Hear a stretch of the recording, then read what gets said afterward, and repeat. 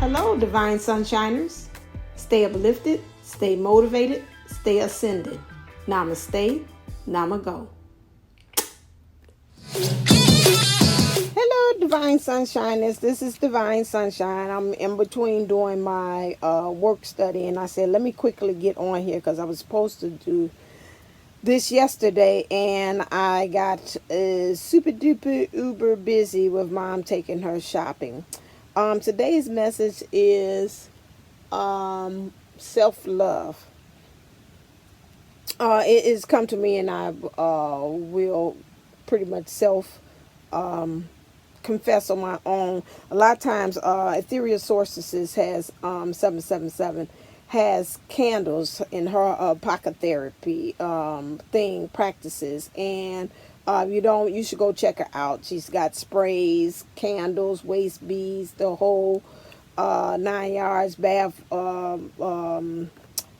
cleansing baths. What else? I'm missing something. She got a whole slew full of things, especially with this retrograde, to kind of get yourself ready. Okay. She just hit me back right now. Okay. To choose from, to do. So, I mean, okay, that's fine. And so to choose from, but, I had bought a candle from her. I had bought a candle from her. It had something about love, and for the dickens of it, out of all of my candles, everything went fast. The black one went fast. The red one went fast. And the pink one that I had did was supposed to be for myself and the twin, the DM. And it had a dickens of a time trying to, like, its spirit, as I have been looking at and seeing about the practices of dressing candles from the Yoruba ways of doing things.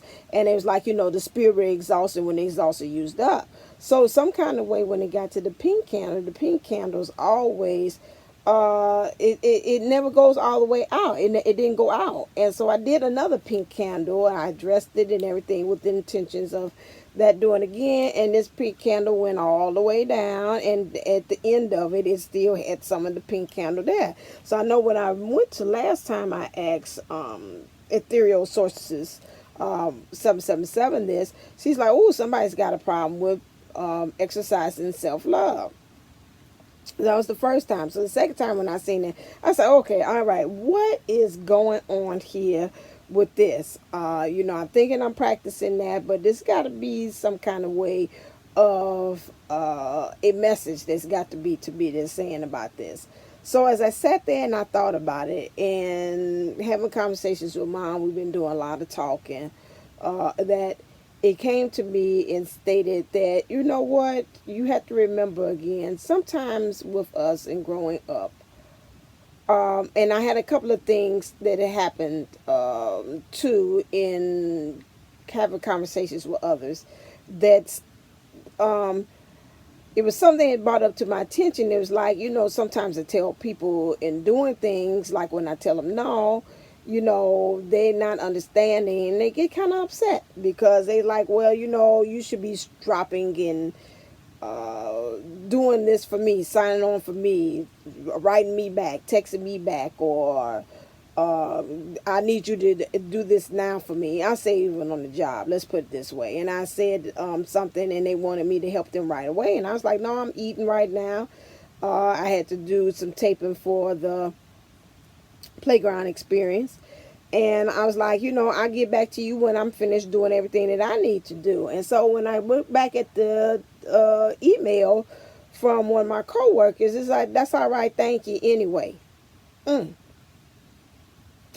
Okay, so as that went on, that kind of triggered me with that statement. I got it, no, thank you anyway. Okay, so to me, it looked like, you just should have said thank you, that's it. What the anyway mean? So that triggered me. So they got me to thinking and saying, a lot of times people want you to do things when they want you to do it. But why did it actually trigger you about what they had said? Because I don't know, I could have maybe been in front of her and me. And that's anyway, I got it. Don't worry about it. That means that. But when I took it a different way. Made me start thinking about my inner child. The inner child was like, a lot of times, and God bless Mom. had pretty much had like a lot of things was like urgent, going up and growing up, more so about what her needs and what she needed me to do.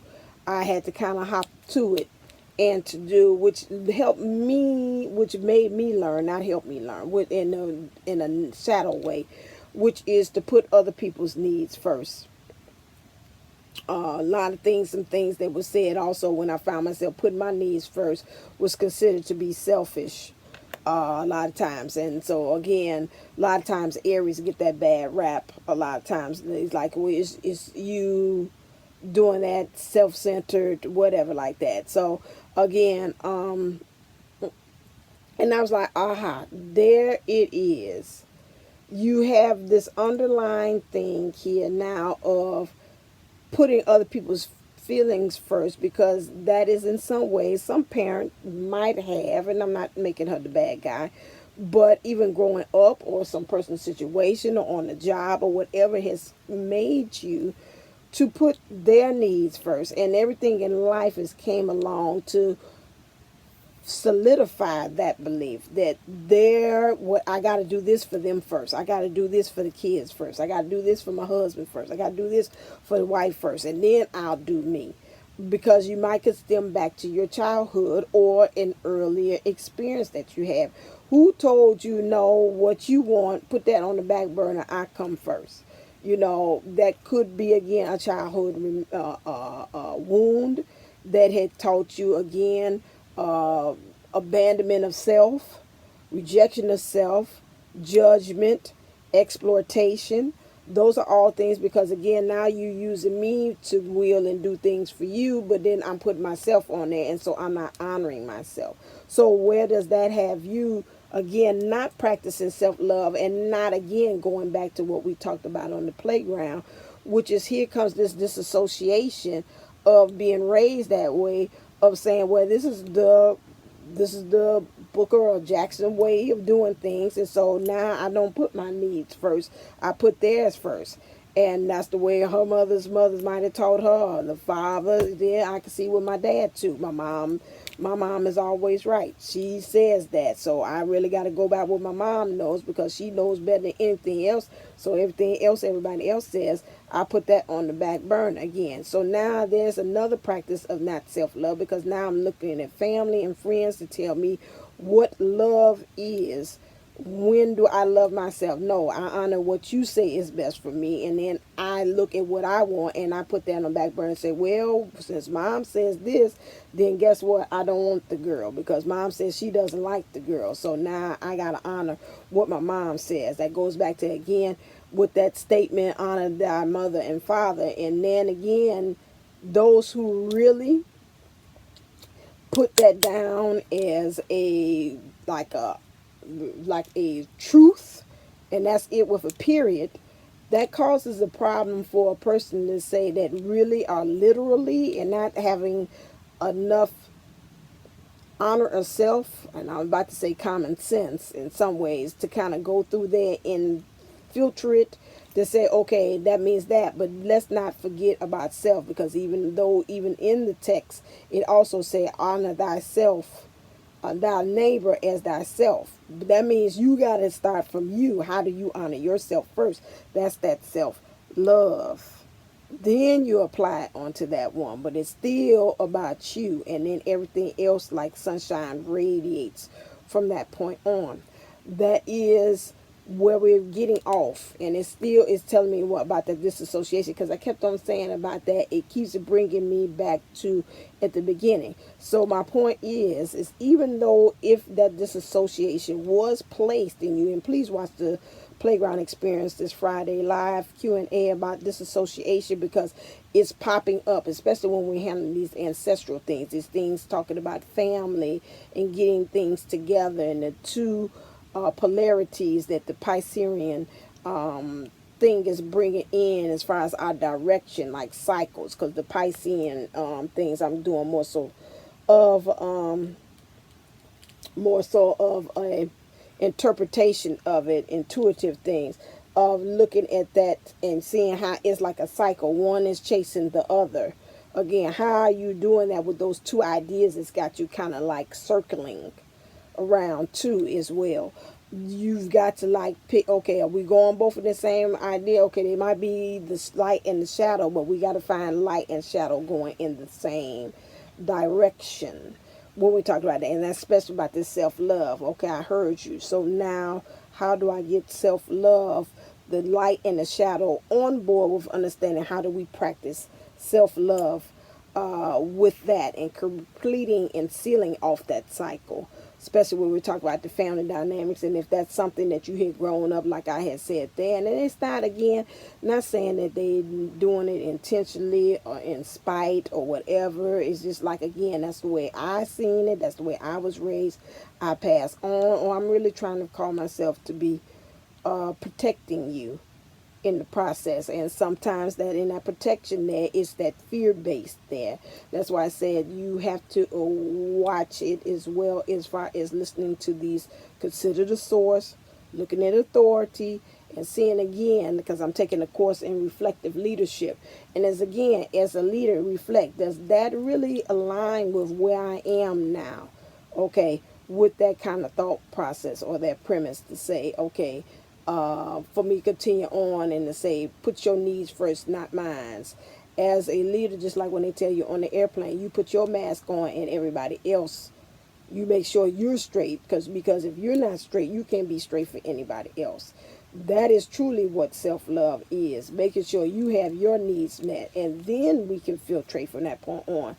It was learned back in other old paradigms. It's all about other people, how you serve them. Then you come. Now it's changed around and it's shifting. We need to get more on board with that understanding.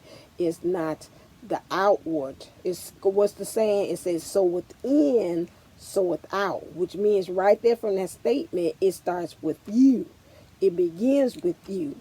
And it ends with you. Just like the Piscean symbol there, going around, the head to the tail to the head. It begins and it ends with you. Okay, so that's where that self-love comes in, and that's where we've got to keep that in thought process when we're talking about self-love. Okay, and again, where does it begin? And if I feel like at the root of it all, that's why they say do a lot of root cleansing. At the root of it all is messing with the way in which I'm connecting with others, and it's messing with how I identify who I am. Guess what? I got to go back down there to that root, bring it right on back up. Look at that solus, look at that root, look at how it's connecting and it's manifesting in my world, so I can be able to identify it is. Practice self-love. It is now time to take it back, especially with these times that we don't have a lot of these less of distractions that surround us. Spirit is telling you about that. That's what it's telling you, to go back to your homes, to concentrate on that, less on what's happening in the world, because again, it's also trying to remind you again, so within, then express without. All right, then. I had to come on here and tell you about that self-love lesson that I had learned, which I thought was very something that had to be expressed. I forgot. I did not forget. I didn't have time. But I said, let me take a break and do that now. All right, then. As always, stay uplifted, stay motivated, stay ascended. Namaste. I'm going to go. Love you.